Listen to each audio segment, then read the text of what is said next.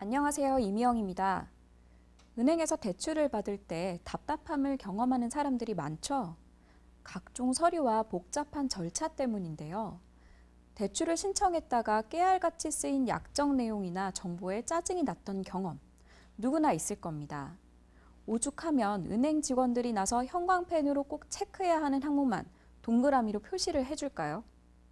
적지 않은 사람들이 서류 속 내용을 제대로 살피지도 않고 그저 은행 직원들이 시키는 대로 사인해버립니다. 지금껏 은행에서 겪은 절차는 매우 당연한 것이라고 생각했습니다. 하지만 카카오뱅크라는 새로운 금융 서비스가 등장하고 나선 어떨까요? 상황이 아주 많이 바뀌었습니다. 카카오뱅크는 설립 일주일 만에 151만 건의 계좌를 만들었습니다. 대형 은행들이 무려 9년이란 시간을 들여 확보한 모바일 애플리케이션 이용자를 단 7일 만에 모은 것이죠. 조직개발 컨설팅사인 이머징의 장은지 대표는 DBR 기고문을 통해 시중은행이 왜 카카오뱅크의 속수무책으로 당하게 됐는지를 조직 불안이라는 새로운 관점에서 접근합니다. 장 대표의 핵심 논지를 요약해 드리겠습니다. 카카오뱅크는 전 국민의 90%가 사용하는 카카오톡을 플랫폼으로 활용한 덕을 톡톡히 봤습니다. 하지만 사람들이 열광한 것은 바로 카카오뱅크의 혁신적인 서비스였습니다.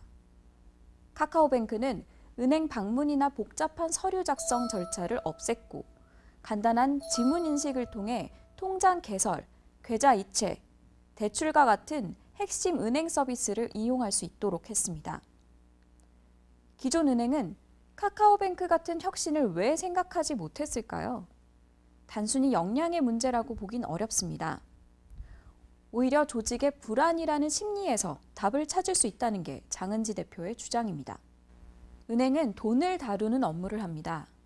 그만큼 정확성과 안전성이 중요한데요. 업무 과정에서 실수가 발생할 경우 큰 사고로 이어질 수 있습니다. 이 불안을 덜기 위해 은행 조직은 복잡한 절차와 결제 라인을 통해 역할을 세분화하고 책임을 분산했습니다. 대출을 담당한 직원들에게 자신의 상사에게 관련 내용을 보고하게 함으로써 대출 사고에 대한 불안을 덜었죠. 상사들은 또 자신이 결제한 내용으로 책임을 제한했습니다. 복잡한 절차와 비효율성에 대한 고객들의 불만은 점점 커졌지만 은행은 아랑곳하지 않았습니다. 외부 환경의 변화에 무뎌지는 사이 은행업계는 무방비 상태로 카카오뱅크의 공격을 당한 것이죠. 사실 국내 기업들이 조직 불안을 해소하기 위해 관료적인 조직 문화를 택한 것은 어제 오늘 일은 아닙니다. 어떻게 보면 조직 규모가 커지면서 나타나는 일반적이고 자연스러운 현상이라고 합니다. 실제 영국의 정신분석학자인 이사벨 맨지스 라이스가 수행한 연구를 보면 조직의 불안을 위계적 관료주의로 극복한 사실을 쉽게 알 수 있습니다. 그가 연구한 한 병원의 수련 간호사들은 이를 비효율적일 만큼 세분화해 업무를 체크리스트로 관리했습니다. 각 간호사들은 자신에게 주어진 일만 수행했죠. 그러다 보니 간호사들은 어떤 환자가 어디가 아픈지 전체적으로 파악할 수 없었습니다. 수면제 투약을 담당하는 간호사가 자고 있는 환자를 깨워 약을 주는 해프닝까지 발생했습니다. 삶과 죽음이 오가기에 극단적인 스트레스를 받는 상황이 존재하는 병원 조직이 불안에 대한 방어 기제로 이를 지나치게 관료한 결과입니다. 4차 산업혁명 시대에선 경쟁의 판이 완전히 바뀌게 됩니다. 전혀 예상치 못한 곳에서 경쟁자가 나타나 기업의 비즈니스를 위협할 수 있기 때문입니다. 다시 말하면 관료화가 결코 해결책이 될 수 없다는 것입니다.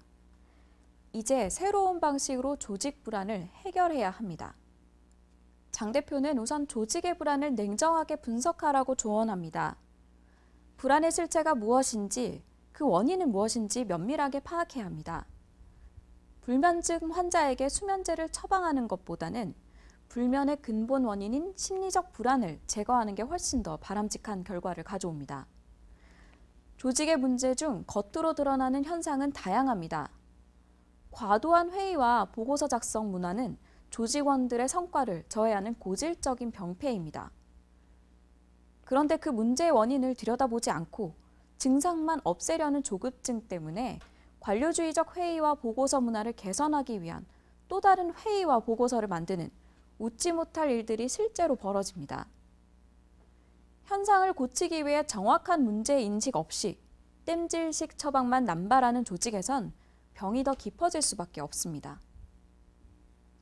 또 불안을 완전히 없애기보다는 불안과 공생하는 방안도 고려해야 합니다. 불안을 아예 인정하고 실패를 용인하는 문화에서 적당히 리스크를 즐길 수 있도록 만드는 것입니다. 의사결정 과정에 오랜 시간을 투자하기보다 일단 실행을 앞당겨서 먼저 해보고 이후 실패를 보완하는 과정에서 시장의 니즈를 찾아가는 게 좋은 방법입니다. 즉, 불안을 없애려 하기보다는 변동성과 불확실성을 당연한 것으로 받아들이고 이 과정에서 생기는 불안을 혁신의 원동력으로 승화시켜야 합니다. 카카오뱅크가 대출 사고와 같은 불안을 몰랐을 리 없습니다. 하지만 이들은 디지털 기술과 플랫폼으로 서비스를 개선하겠다는 결심으로 우선 서비스를 시작했습니다. 반면 카카오뱅크 등장 이후 우리나라 은행업계가 부랴부랴 고민한 대책은 인사제도와 모바일 앱 개선과 같은 겉핥기식 대책이었습니다. 4차 산업혁명 시대를 대비하기 위한 조직의 변화는 과거에 일하는 방식에서 멀어지는 것부터 출발해야 합니다.